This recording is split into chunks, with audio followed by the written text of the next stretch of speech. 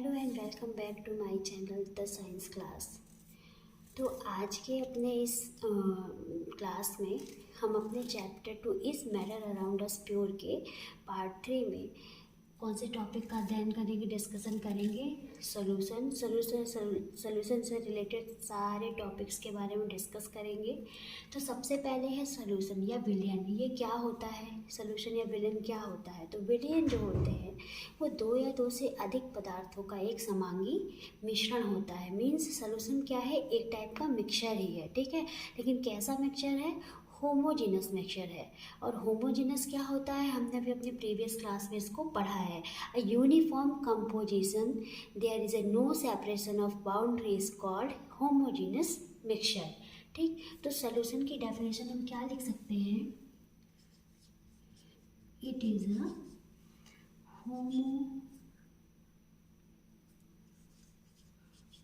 homogeneous mixture of two or more substance। ठीक है। तो जनरली स्टूडेंट्स क्या गलती करते हैं कि सॉलिड को लिक्विड में घोलना ही सोल्यूशन बताते हैं, लेकिन केवल सॉलिड का लिक्विड में घुलना ही सोल्यूशन नहीं होता है। जो हमारे चारों तरफ जो एयर होती हैं वो कई सारे गैसेस का मिक्सचर होती है ना। मीन्स गैस का गैस में मिक्सचर भी होता है, ठीक है। जो हम ये कोल्ड ड्रिंक्स पीते हैं, पेप्सी या कोको कोला, इसमें जो एयर होती है तो एयर का लिक्विड में हो गया इसमें, ठीक है। और इसी तरह सॉल्ट का वाटर में हो गया। तो मतलब सॉलिड का सॉलिड में भी सोल्यूशन होता है, सॉलिड का लिक्विड में भी होता है, लिक्विड का लिक्विड में भी सोल्यूशन पाया जाता है, ठीक। अब सॉल्यूशन के जो कंपोनेंट होते हैं, दो कंपोनेंट होते हैं, क्या क्या? सॉल्यूट और सॉल्वेंट। सॉल्यूट और सॉल्वेंट क्या है? सॉल्यूशन के कंपोनेंट्स हैं। तो इसमें से सॉल्वेंट क्या होता है? सॉल्वेंट क्या होता है? Solvent is a component of solution in which other component is dissolved. ठीक है। जो सॉल्वेंट होता है वो सॉल्यूशन का ऐसा कंपोनेंट है जिसमें दूसरे कंपोनेंट डिसॉल्व होते हैं, ठीक है। अभी इतना समझिए।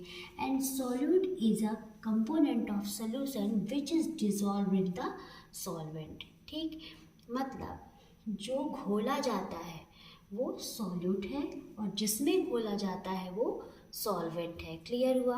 अगर एक ग्लास पानी में हम नमक घोल रहे हैं तो जो नमक है हमारा वो क्या है? सॉल्यूट है।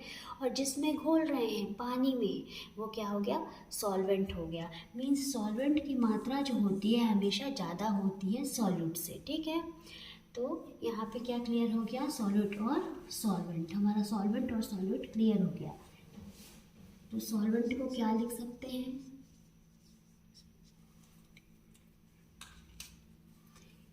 It is that component of solution in which other component is dissolve। ठीक, राजा इन क्वांटिटी, इसकी क्वांटिटी जो होती है वो ज़्यादा होती है। ये हो गया सॉल्वेंट, लाइक वाटर, ठीक है। और सॉल्यूट क्या हो गया? सॉल्यूट दिख रहा है ना?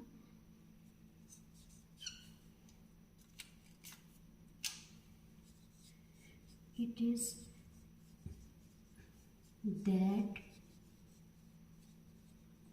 component of solution which is dissolved in solvent। ठीक है, क्लियर हो गया ना? मतलब सॉल्वेंट क्या हुआ? अगर हम पानी में नमक को घोल रहे हैं तो पानी हमारा सॉल्वेंट हुआ और नमक हमारा सॉल्यूट हुआ। सॉल्वेंट हमेशा ज़्यादा होता है, नमक हमेशा कम होता है, ठीक है। तो यहाँ से सॉल्यूट और सॉल्वेंट क्लियर होता है, सॉल्यूट और सॉल्वेंट क्लियर होता है। इसके बाद हम पढ़ेंगे एलॉयज़ के बारे में। एलॉयज़ मिश्र धातु। मिश्र धातु, देखिए यहाँ पे धातु भी लगा हुआ है। मिश्र धातु नाम होने के बावजूद इसको हम मिक्सचर में कंसीडर करते हैं, तो इसको मिश्र धातु क्या बोलते हैं, क्या है इसकी डेफिनेशन। तो ये ऐसे मिश्रण होते हैं जो दो या दो से अधिक धातु या अधातुओं से मिलकर के बने हुए होते हैं, जिन्हें फिजिकल प्रोसेस के द्वारा उनके कंपोनेंट्स में अपन तोड़ नहीं सकते हैं, लेकिन फिर भी इनको मिश्रण में ही कंसीडर किया जाता है, क्योंकि ये वेरिएबल कंपोजिशन रखते हैं और इनके जो कंपोनेंट्स होते हैं वो अलग अलग कंपोनेंट्स उनके प्रॉपर्टीज़ शो करते हैं। तो अगर आपको ध्यान हो तो हमने अभी प्रीवियस क्लास में मिक्सचर पढ़ा था, और मिक्सचर में हमने मिक्सचर की प्रॉपर्टीज़ में ये पढ़ा था कि जो अगर हम मिक्सचर नमकीन लेते हैं, पंचरत्न नमकीन लेते हैं, तो उसमें मूंगफली अपनी अलग अलग प्रॉपर्टी दिखाएगी, मटर अलग, सेब अगर अलग, काजू अलग, किशमिश अलग। मतलब मिक्सचर जो होता है उसके कंपोनेंट्स जो होते हैं अपनी अलग अलग क्वालिटीज़ प्रॉपर्टीज शो करते हैं, और वो वेरिएबल कंपोजिशन रखते हैं, मतलब इसमें सब कुछ मिक्स है। तो यही प्रॉपर्टी तो एलॉयज़ भी शो कर रहे हैं। तो भले ही उनको फिजिकल मेथड के थ्रू अपन उनके कंपोनेंट्स में सेपरेट नहीं कर सकते, ये गुण प्योर सब्सटेंसेस का है, एलिमेंट्स का है, कंपाउंड्स का है, लेकिन वो मेन प्रॉपर्टी किसकी रख रहे हैं, मिक्सचर की। इसलिए एलॉयज़ को हम किस में रखते हैं, मिक्सचर में रखते हैं। जैसे हमारा ब्रास है वो 30% जिंक से और 70% कॉपर से मिलकर के बना हुआ है, अप्रॉक्स 30% जिंक है, 70% कॉपर से मिलकर के बना हुआ है। लेकिन कंपाउंड जो H2O होता है वो 1:8 रेशियो में ही मिलकर के पानी बनाता है। इससे डिफरेंट अगर रेशियो होता है तो वाटर का फॉर्मेशन नहीं होता है, ठीक है। और हम एलॉयज़ की बात करें तो वो अप्रॉक्स में चल रहा है, मतलब औसतन इतना भी है तो बन जाएगा, लेकिन कंपाउंड्स नहीं बनते, इसलिए हम एलॉयज़ को किस में रखते हैं, मिक्सचर में रखते हैं। तो एलॉयज़ भी एक तरह के क्या होते हैं, मिक्सचर होते हैं। तो एलॉयज़ की डेफिनेशन अपन क्या लिख सकते हैं, alloys are mixture of two or more than two metals or non-metals which can not be separated by physical process but still considered in mixture because their components shows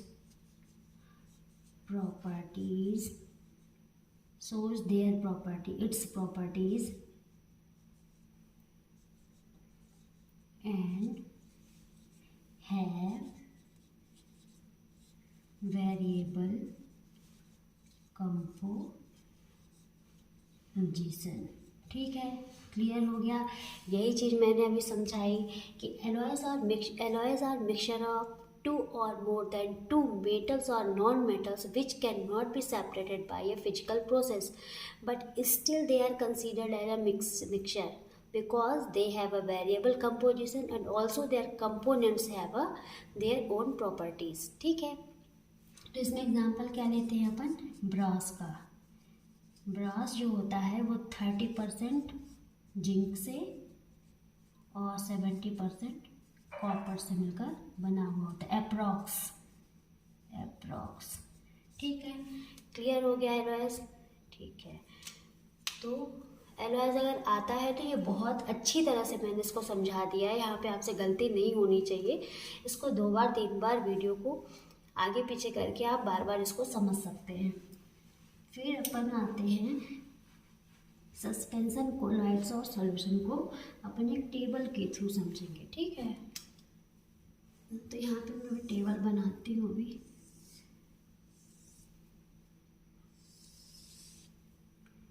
ये हो गया हमारा solution,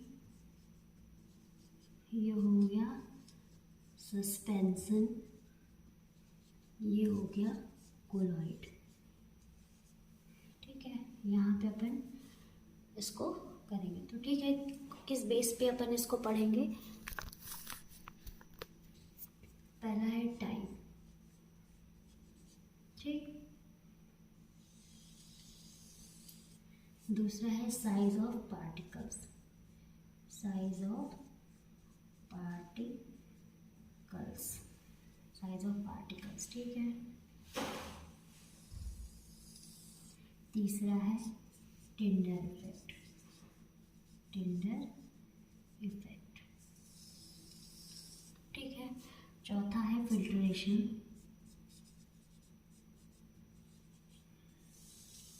पांचवा है स्टेबिलिटी, दिख रहा है ना, स्टेबिलिटी, ठीक है। तो पहला अपन पढ़ते हैं टाइप। टाइप में सॉल्यूशन जो होता है वो होमोजेनस टाइप का होता है, ठीक है, होमोजेनस। सस्पेंशन जो होता है वो हेटेरोजेनस, हेटेरोजेनस। कोलॉइड्स जो होते हैं वो देखने में तो होमोजेनस टाइप के होते हैं, बट उनका नेचर जो होता है वो हेटेरोजेनस टाइप का होता है, ठीक है। तो इसको क्या बोलेंगे, इसको बोलेंगे हेटेरोजेनस इन नेचर,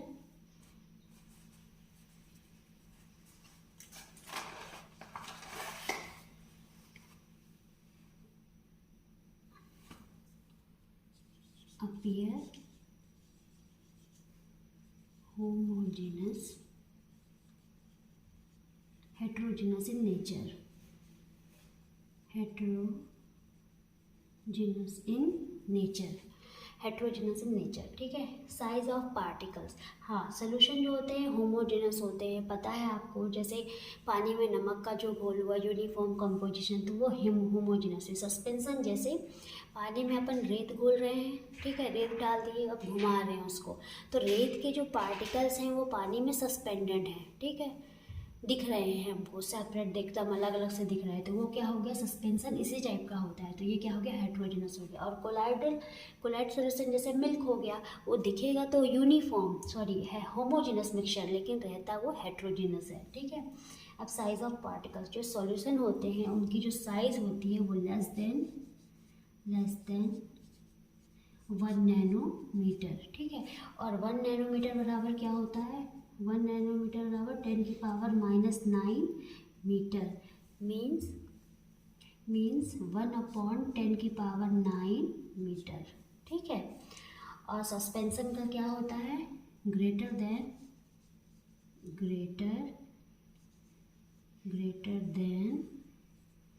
100 नैनोमीटर, ठीक है। और कोलाइड्स का क्या होता है, in between 1 nm to 100 nanometer, ठीक है। मतलब सोल्यूशन में जो पार्टिकल्स होते हैं वो 1 nm से भी छोटे होते हैं, और 1 nm बराबर क्या होता है, 10 की पावर -9 मीटर, ठीक है। मतलब बहुत ही छोटे पार्टिकल्स होते हैं। और हेट्रोजेनस के क्या होते हैं, 100 nm से भी बड़े होते हैं। फिर आता है टिंडर इफेक्ट। यहाँ पर टेबल में केवल आप इतना जानिए कि कौन टिंडर इफेक्ट शो करते हैं और कौन नहीं। टिंडर इफेक्ट के बारे में हम इस टेबल के बाद डिटेल से स्टडी करेंगे, ठीक है। तो सोल्यूशन जो होता है वो टिंडर इफेक्ट शो नहीं करता। सस्पेंशन क्या करता है, टिंडर इफेक्ट शो करता है।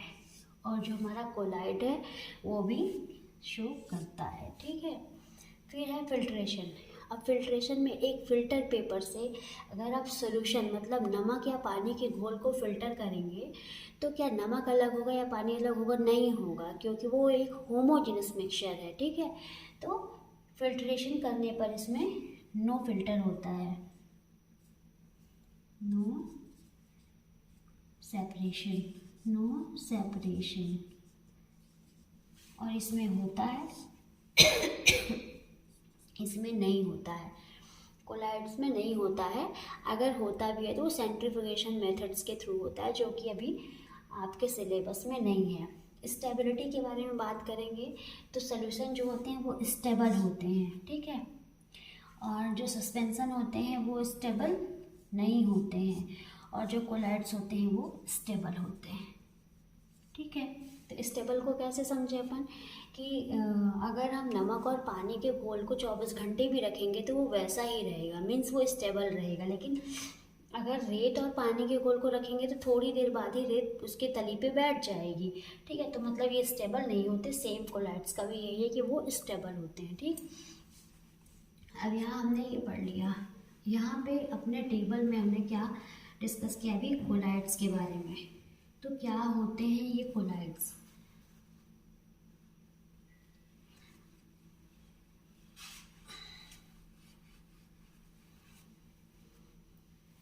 तो अब क्या पढ़ते हैं कोलाइड्स के बारे में। ये कोलॉइड्स क्या है? तो ये भी एक मिक्सचर है किसमें, सॉल्यूशन में, ठीक है। तो क्या है, a mixture in which particle of a substance are distributed evenly throughout the solution. मतलब कहने का, जो सब्सटेंस के पार्टिकल्स हैं वो सॉल्यूशन में समान रूप से फैले हुए हैं, ठीक है। कोलाइड्स क्या कहलाते हैं? ऐसे मिक्सचर जो सॉल्यूशन में किसी भी पदार्थ के जो पार्टिकल्स हैं वो सॉल्यूशन में पूरे समान रूप से फैले हुए हैं, ठीक है। Particles of colloids are larger than that of solution and smaller than those of suspension. जो अभी हमने कहाँ पढ़ा है, डिफरेंस में पढ़ा हुआ है, जो टेबल में पढ़ा है ये वही लिखा हुआ है। कहने का मतलब ये है कि किसी भी सब्सटेंस के जो पार्टिकल्स होते हैं कोलाइड्स में, अगर समझेंगे तो जो सब्सटेंस के पार्टिकल्स जो होते हैं वो सॉल्यूशन में समान रूप से फैले रहते हैं, समान रूप से रहेंगे, असमानता नहीं रहेगी, समान रूप से फैले रहेंगे। लेकिन जो उनके पार्टिकल्स होंगे वो सॉल्यूशन से बड़े होंगे लेकिन सस्पेंशन से छोटे होंगे। तो चूंकि उनके पार्टिकल्स समान रूप से फैले हैं तो वो कैसे दिख रहे हैं, होमोजेनस टाइप के दिख रहे हैं। लेकिन उनके पार्टिकल्स जो हैं वो सॉल्यूशन से क्या है, बड़े हैं। तो मतलब उनका जो नेचर है वो हेट्रोजिनस के जैसा मिलता जुलता है। तो नेचर वाइज वो हेट्रोजिनस है, इसलिए कोलाइड सॉल्यूशन जो होते हैं वो हेट्रोजिनस मिक्सचर टाइप का नेचर शो करते हैं, ठीक है। समझ में आ गया। अगर कभी क्वेश्चन आता है, कोई पूछता है कोलाइड्स क्या होते हैं, तो कोलाइड्स का मतलब ये होता है किसी भी सब्सटेंस के पार्टिकल्स का किसी सॉल्यूशन में समान रूप से पाया जाना, जिसमें उनके जो पार्टिकल्स होते हैं वो सॉल्यूशन के पार्टिकल से बड़े लेकिन सस्पेंशन के पार्टिकल से छोटे होते हैं। क्योंकि सब्सटेंस के जो पार्टिकल्स होते हैं वो समान रूप से पाए जाते हैं, इसका मतलब कोलाइड्स जो होते हैं वो होमोजेनस जैसे दिखते हैं देखने पे, लेकिन उनके पार्टिकल सस्पेंशन से थोड़ा छोटे होते हैं, इसलिए वो नेचर हेट्रोजिनस टाइप का शो करते हैं, ठीक है। तो यहाँ पे कोलाइड अच्छी तरह से मैंने क्लियर कर दिया है, क्यों इससे रिलेटेड क्वेश्चन आता है। अभी हम पढ़ेंगे जैसे कि सॉल्यूशन में सॉल्यूट और सॉल्वेंट होता है, सेम उसी तरह कोलाइड में डिस्पर्स्ड और डिस्पर्स्ड मीडियम होता है। तो जो सॉल्यूट का सॉल्यूशन में काम होता है वही डिस्पर्स फेज का कोलाइड्स में काम होता है, और जो सॉल्वेंट का उसमें काम होता है तो डिस्पर्स मीडियम का वो कोलाइड्स में काम होता है। इसी से रिलेटेड एक टेबल है जिसमें एग्जांपल आते हैं कि लिक्विड में जो सॉल्यूशन होगा उसके एग्जांपल क्या है। ये बहुत इंपॉर्टेंट है आपके एग्ज़ाम की दृष्टि से। तो इस टेबल को मैं अभी यहाँ बनाती हूँ, आप उसको अच्छी तरह से पढ़ लीजिएगा, याद कर लीजिएगा, नहीं याद रट लीजिएगा, क्योंकि वो क्वेश्चन आना ही आना है, ठीक है। तो कोलाइड्स में जैसे सॉल्यूशन में सॉल्यूट और सॉल्वेंट होते हैं, वैसे ही कोलाइड्स में डिस्पर्स्ड फेज और डिस्पर्सिंग मीडियम होता है। जो सॉल्यूट का काम सॉल्यूशन में होता है वही यहाँ कोलाइड्स में डिस्पर्स फेज का काम होता है, और जो उसमें सॉल्वेंट का होता है वही यहाँ डिस्पर्सिंग मीडियम का होता है, ठीक है। तो ये टेबल बहुत इम्पॉर्टेंट है आपके एग्ज़ाम की दृष्टि से। तो पहला है डिस्पर्स्ड फेज अगर लिक्विड है और डिस्पर्सिंग मीडियम अगर गैस है, तो ये किस टाइप का है, ये एरोसॉल कहलाएगा। ऐसा क्वेश्चन आता है कि अगर डिस्पर्स्ड मीडियम लिक्विड है और डिस्पर्सिंग मीडियम गैस है तो उसका टाइप क्या होगा, तो क्या होगा, एरोसॉल होगा। एग्जाम्पल क्या आएगा, फॉग। फिर सॉलिड का गैस में एरोसॉल ही कहलाएगा। एग्जाम्पल क्या आएगा, स्मोक। और भी एग्जाम्पल आपके बुक्स में दिए हुए हैं। फिर गैस का लिक्विड में तो आता है फोम में ये, और शेविंग क्रीम इसका एग्जाम्पल है। सेम वही लिक्विड का लिक्विड में इमल्सन, एग्जाम्पल हो गया मिल्क और फेस क्रीम। फिर सॉलिड का लिक्विड में तो क्या है सोल्यूशन, ये मड है। तो ये पूरी टेबल आपको बहुत अच्छी तरह से पढ़नी है। इसमें सारी वो चीज़ें हैं जो मैंने आपको समझा दी है, कोई कुछ ऐसा नहीं है जो आपसे नहीं बनेगा, ठीक है। तो अभी हम आगे चलते हैं। नेक्स्ट टॉपिक है टिंडर इफेक्ट। अभी हमने जो टेबल पढ़ी थी कोलाइड्स, सस्पेंशन और सॉल्यूशन की, उसमें टर्म आया था टिंडर इफेक्ट। टिंडर इफेक्ट ये साइंटिस्ट के नाम पे पड़ा हुआ है। ये जो इफेक्ट का नाम है वो टिंडर साइंटिस्ट के नाम पे पड़ा हुआ है, टिंडर इफेक्ट। तो टिंडर इफेक्ट क्या होता है, टिंडर इफेक्ट जो होती है लाइट की स्कैटर्ड बीम होती है, जो कि पार्टिकल से होकर के, सोल्यूशन के पार्टिकल से होकर के जब गुजरती है तो उनका पाथ जो होता है, वो लाइट का जो पाथ होता है वो शो करता है। तो ऐसा इफेक्ट जो होता है वो टिंडर इफेक्ट कहलाता है। मीन्स अगर ये एक टॉर्च है और उसके सामने हम एक सस्पेंसन रखते हैं, सस्पेंसन तो हेट्रोजेनस टाइप का होगा, मीन्स पानी में उसके पार्टिकल्स घूम रहे हैं, ठीक है, रखते हैं। तो ये जो बीम है, इसकी जो लाइट है, जब इसको यहाँ से पास कराएंगे तो जो रेत के पार्टिकल सस्पेंडेड हैं वो लाइट को क्या करते हैं, स्कैटर्ड कर देते हैं, स्कैटर्ड करेंगे। तो स्कैटर्ड करने के कारण जो पाथ ऑफ यहाँ जैसे कुछ, तो जो पाथ ऑफ लाइट है वो हमें दिखाई देगी, ठीक है, पाथ ऑफ लाइट हमें दिखाई देगी। यही जो इफेक्ट होता है वो टिंडर इफेक्ट कहलाता है। तो टिंडर इफेक्ट किस में होता है, हेट्रोजेनस सॉल्यूशन में होता है, जिनमें जो पार्टिकल्स होते हैं वो बड़े बड़े होते हैं, जिनके थ्रू लाइट पास होती है तो वो लाइट को स्कैटर्ड कर लेते हैं, जैसे सस्पेंसन में हुआ, सस्पेंसन में, ठीक है। लेकिन अगर हम यही चीज़ सॉल्यूशन में बनाएंगे तो इसके पार्टिकल्स तो बहुत छोटे छोटे होते हैं, तो हमें पाथ ऑफ लाइट पता नहीं चलेगी। ये यहाँ जो सोल्यूशन है वो पाथ ऑफ लाइट शो नहीं करेगा, मीन्स सोल्यूशन में टिंडर इफेक्ट पॉसिबल नहीं है और सस्पेंशन में टिंडर इफेक्ट होता है। और सेम उसी तरह हम इसको, अब अगर हम एक एग्जांपल की तरह समझें तो जो घरों में छोटे से कहीं होल होते हैं, छतों में जो होल होते हैं, जब उनके थ्रू लाइट पास होती है तो हमें पता है कि एयर में डस्ट के पार्टिकल्स हर समय रहते हैं।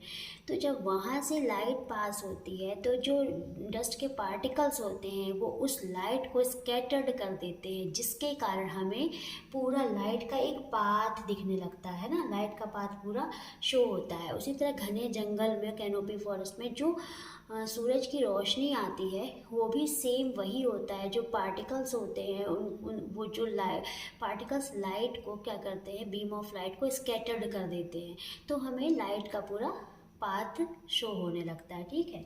तो यहाँ पे अपन टिंडर इफेक्ट की डेफिनेशन लिखेंगे, the scattering of a beam of light, the scattering है ना, scattering,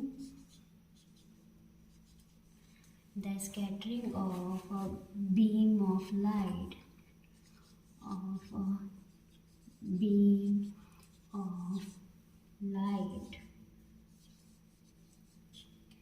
by a medium containing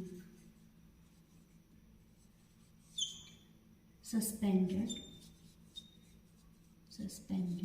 particles is called Tyndall effect.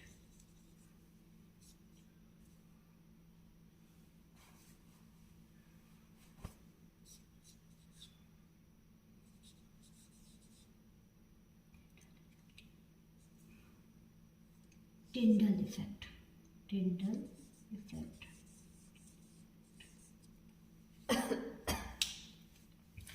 ठीक है, क्लियर हो गया। वो बाय मिस्टेक मैंने स्पेलिंग मिस्टेक कर दी थी, आप लोग उसको सही कर लीजिएगा। टिंडल इफेक्ट है, टिंडर नहीं है वो, टिंडल इफेक्ट है। ठीक है, अब नेक्स्ट अपन चलते हैं कंसंट्रेशन की ओर। कंसंट्रेशन ऑफ सॉल्यूशन क्या होता है ना? कंसंट्रेशन ऑफ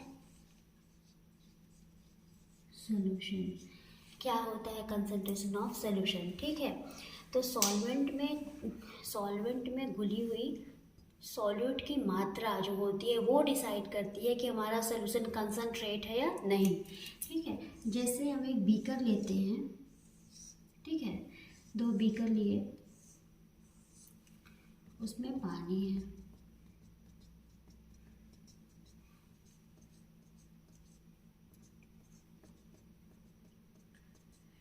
तो एक बीकर में हमने 5 स्पून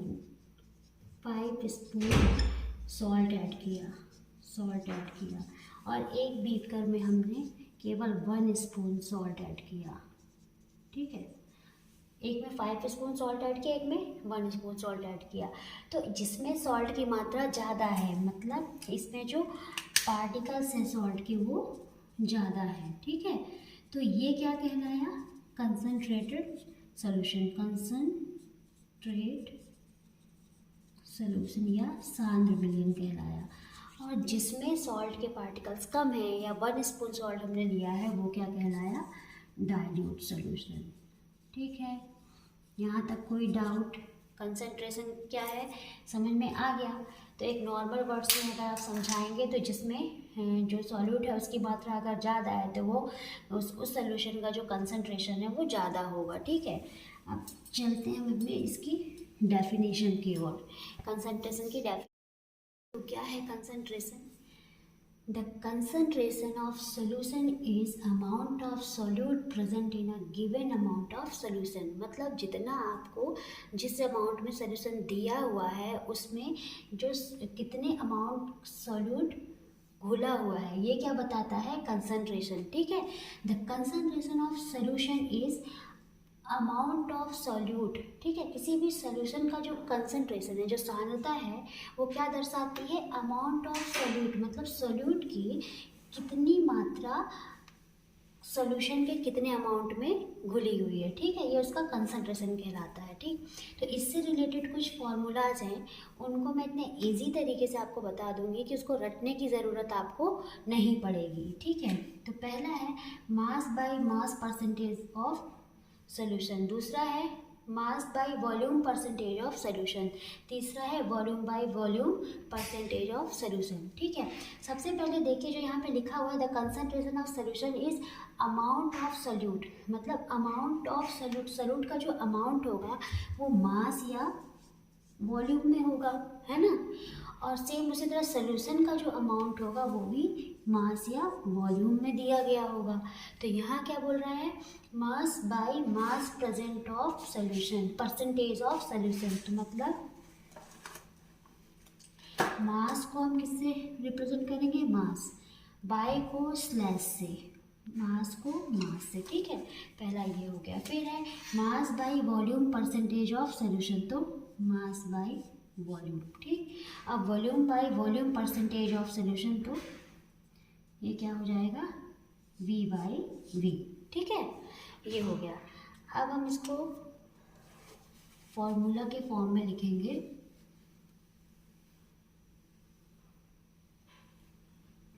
तो ये ध्यान देना है कि जो बाय है, बाय से जो पहले है ना, वो क्या है?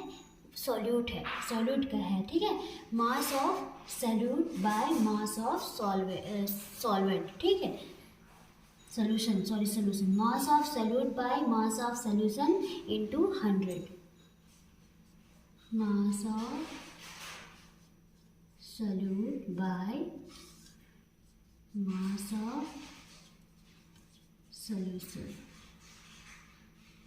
इनटू 100। ठीक है, तो जो अपनी जो डेफिनेशन दी हुई थी वो यही तो थी कि concentration of solution is amount of solute present in given amount of solution. ठीक है, तो सोल्यूशन आ गया। दूसरा क्या है, मतलब बाय के जो पहले है वो सॉल्यूट होगा और जो बाय के बाद होगा वो क्या होगा, सोल्यूशन होगा। तो दूसरा फॉर्मूला क्या है यहाँ पे, ये फर्स्ट हो गया और ये सेकंड हो गया। Mass of solute by volume of solute.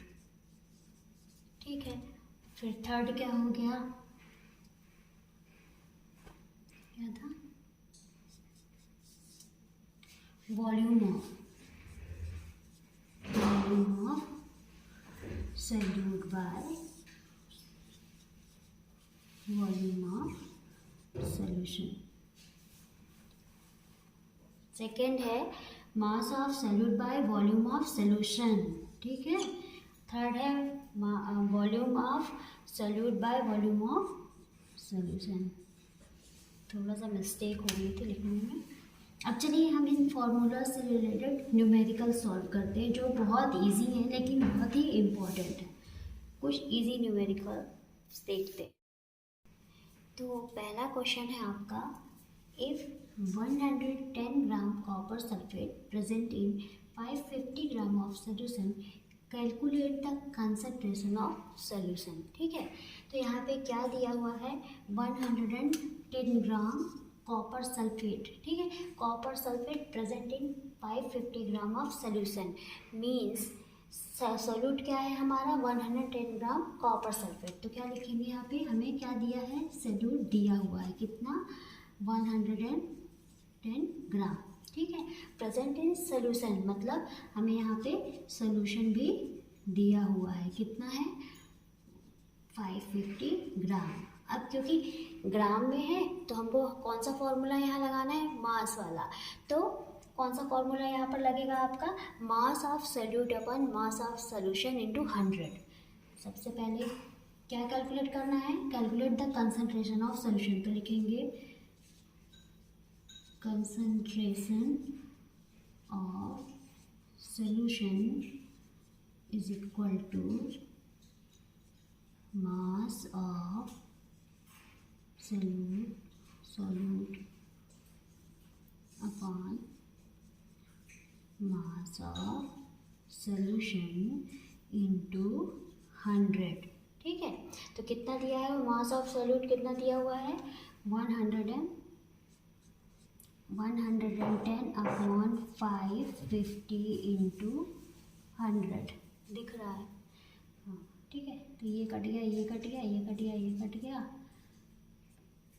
कितना आ गया, कंसंट्रेशन ऑफ सोल्यूशन 20%। बहुत ही इजी क्वेश्चन था, ऐसे ही क्वेश्चन आएंगे, कोई टफ क्वेश्चन नहीं आते हैं। हमारा दूसरा क्वेश्चन है, a solution can contain 50 ml of alcohol mix with 150 ml of water. A solution contain 50 ml of alcohol mixed with 150 ml of water. Calculate the concentration of solution। तो यहाँ पे हमको क्या दिया हुआ, गिवन पार्ट क्या है, 50 ml ऑफ एल्कोहल। तो एल्कोहल क्या हो गया हमारा यहाँ पे, सॉल्यूट हो गया। और किस में घुला हुआ है ये, alcohol mix with 150 ml of water, मतलब सॉल्वेंट है ये हमारा सोल्यूशन नहीं है, ये सॉल्वेंट दिया हुआ है। तो सॉल्यूट कितना दिया हुआ है, 50 ml एंड सॉल्वेंट कितना दिया है, 150 ml। तो किसमें, ml में है, मतलब वॉल्यूम का है। ठीक है, वॉल्यूम वाला फॉर्मूला क्या है, volume of solute upon volume of solution. तो वॉल्यूम ऑफ सोल्यूट तो दिया है, वॉल्यूम ऑफ सोल्यूशन नहीं दिया है। तो हमको पता है सॉल्यूट प्लस सॉल्वेंट बनके क्या बनाते हैं, सॉल्यूशन बनाते हैं। तो सोल्यूशन कितना आएगा, 200 ml। ठीक है, बस मिल गया। अब ml में है तो वॉल्यूम बाय वॉल्यूम का फॉर्मूला लगेगा, तो बस पुट कर देंगे अपन वैल्यू।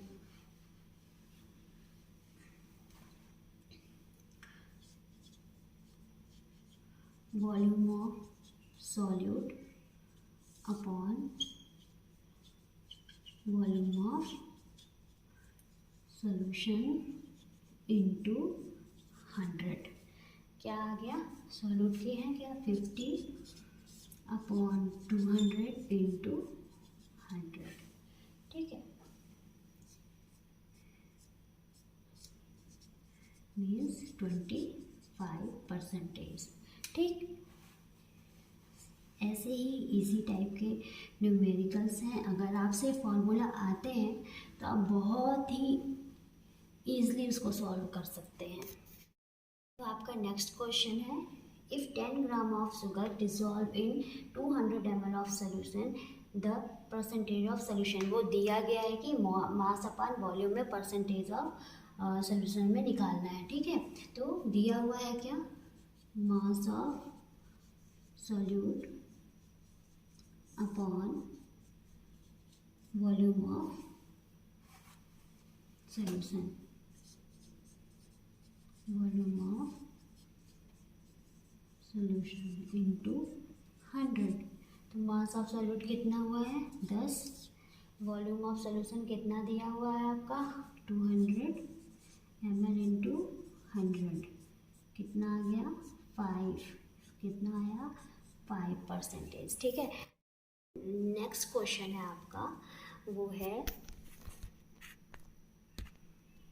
नेक्स्ट क्वेश्चन है, in 500 gram of water 30 gram of glucose and 20 gram of common salt are dissolved. Calculate the concentration of glucose, common salt in term of mass percentage of solution. ठीक है, हमको किसका concentration निकालना है, glucose का और common salt का mass percentage पे।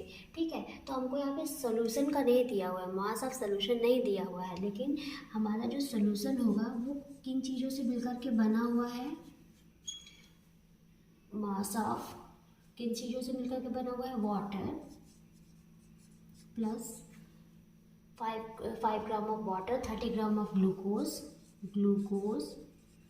और कॉमन सॉल्ट से। ठीक है, तो मास ऑफ सोल्यूशन क्या आएगा, मास of solution is mass of water plus glucose का कितना है 30 प्लस कॉमन सॉल्ट का कितना है 20, तो कितना आ गया 550 ग्राम। ठीक है, अब निकालना क्या है, कंसंट्रेशन ऑफ ग्लूकोज, तो निकाल देते हैं, कंसंट्रेशन ऑफ ग्लूकोज है ना, तो ग्लूकोज का कितना 30 है। ठीक है,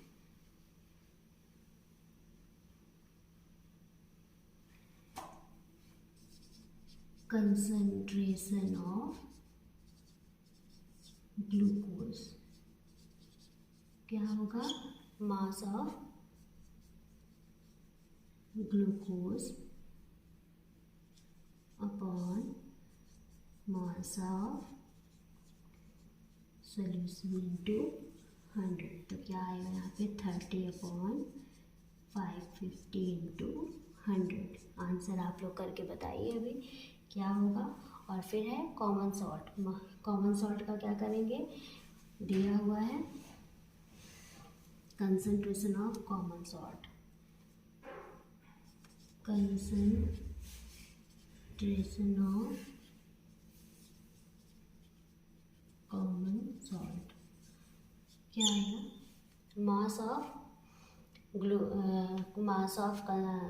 salt upon mass of solution, तो कितना दिया हुआ है 20/550 इंटू 100।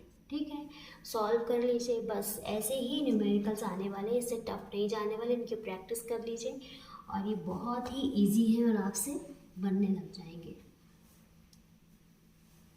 ठीक है, तो सैचुरेटेड सोल्यूशन क्या होते हैं, a solution in which no more solute can be dissolved at particular temperature. Means एक पर्टिकुलर टेम्परेचर पर सोल्यूशन में जब हम सॉल्यूट की और अधिक मात्रा नहीं घोल सकते हैं तो वो संतृप्त विलयन या सैचुरेटेड सोल्यूशन कहते हैं। ठीक है, मतलब कोई ग्लास में हम पानी लेते हैं और उसमें हम सॉल्ट डालना शुरू करते हैं, तो 1 चम्मच डाली घुल गई, 2 चम्मच डाली घुल गई, 3 चम्मच डाली घुल गई और डाल रहे तो वो घुल रही है, लेकिन एक समय ऐसा आएगा कि वो नहीं घुलेगी, मीन्स अब बस करो, अब मैं नहीं घोल सकता हूँ, तो वो जो सिचुएशन है वो सैचुरेटेड कहलाएगी। ठीक है, तो क्या है, a solution in which no more solute can be, जिसमें और अधिक सॉल्यूट की मात्रा नहीं घोली जा सकती है एट गिवन टेम्परेचर, तो क्या कहलाती है, सैचुरेटेड सॉल्यूशन। और अनसैचुरेटेड सॉल्यूशन क्या होते हैं, जिनमें सॉल्यूट की और अधिक मात्रा दिए गए टेम्परेचर पे घोली जा सकती है, वो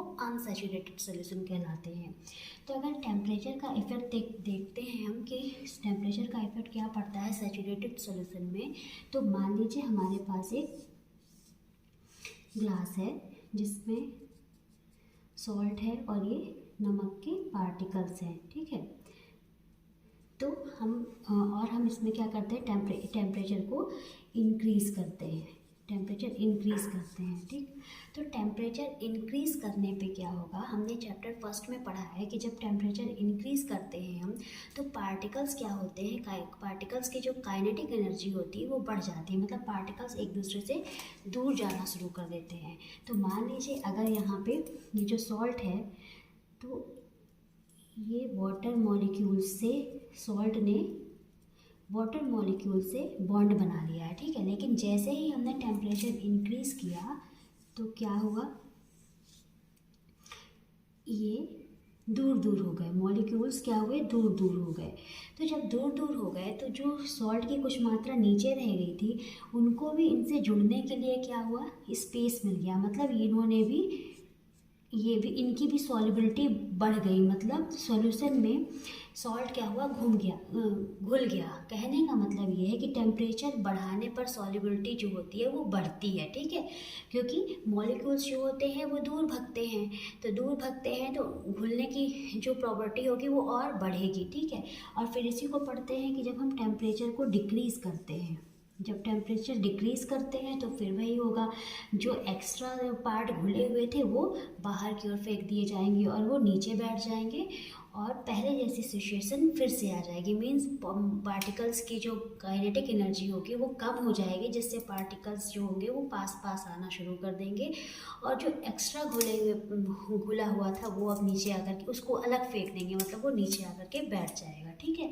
तो टेम्परेचर को इंक्रीज़ करने पे सॉल्युबिलिटी बढ़ती है और डिक्रीज़ करने पर सॉल्युबिलिटी घटती है। ठीक है, अब ये सॉल्युबिलिटी क्या होती है, सॉल्युबिलिटी, हाँ अगर ये वर्ड आया तो सॉल्युबिलिटी होती क्या है, तो सॉल्यूट की मैक्सिमम मात्रा, सॉल्यूट की maximum amount of solute dissolve in 100 gram of water in given temperature. ठीक है, मैक्सिमम, जैसे 40 ग्राम सॉल्यूट है, dissolve in 100 gram of water at given temperature, मान लो 30 डिग्री दिया गया है। ठीक है, maximum amount of solute dissolve in 100 gram of water at given temperature is called solubility, is called that solute, that solution and that given temperature solubility. ठीक है, ये उसकी सॉल्युबिलिटी कहलाती है। तो यहाँ तक हमने सैचुरेटेड, अनसैचुरेटेड और सॉल्युबिलिटी को पढ़ लिया। अब कुछ हैं जैसे फिजिकल चेंजेस हैं, तो फिजिकल चेंजेस क्या होते हैं, जिनमें कोई भी केमिकल परिवर्तन, केमिकल चेंज देखने को नहीं मिलता है। तो ये एक हमने पहले भी पढ़ लिया है, तो एक क्विक रिवीजन यही है कि जो बाहरी परिवर्तन होते हैं जिनसे कोई केमिकल चेंजेस ना हो, वो फिजिकल चेंजेस कहलाते हैं। ठीक है, लास्ट में छोटा सा ये टॉपिक है, फिजिकल चेंजेस क्या होते हैं, जैसे साइज में चेंज हो गया तो ये क्या हो गया, फिजिकल चेंज हो गया। शेप में चेंज हुआ तो ये क्या हुआ, फिजिकल चेंज हो गया। उनके कंपोनेंट्स नहीं चेंज हो रहे हैं, शेप या साइज चेंज हो रही है। ठीक, और कुछ हिस्टोरिकल चीज़ें हैं, जैसे एलिमेंट्स की खोज कब हुई, ये सारी चीज़ें, इनको आप अपने टेक्स्ट बुक से ध्यान से पढ़ लीजिएगा। बस यही रह गया होगा, बाकी तो मैंने चैप्टर 2 में पूरा कवर किया है। तो आप मेरे चैप्टर 2 के part first, part second, part third को अच्छी तरह से देखिए, एक एक चीज़ मैंने कवर करके रखी है। तो आप अगर इसको ध्यान से पढ़ेंगे तो ये बहुत ही सिंपल लैंग्वेज में मैंने बताया है, इसमें बहुत ईजिली आप इसको सीख सकते हैं। इसी के साथ आपका चैप्टर 2 यहीं पे ख़त्म होता है और अब मैं चैप्टर 3 को लेकर के आऊँगी, जो कि है एटम और मॉलिक्यूल्स। तो अगर आपको मेरा ये सीरीज़ अच्छी लग रही है, मेरा चैनल पसंद आ रहा है, तो प्लीज़ लाइक करना ना भूलें, सब्सक्राइब करें और ज़रूरतमंदों को शेयर करें। Bye bye.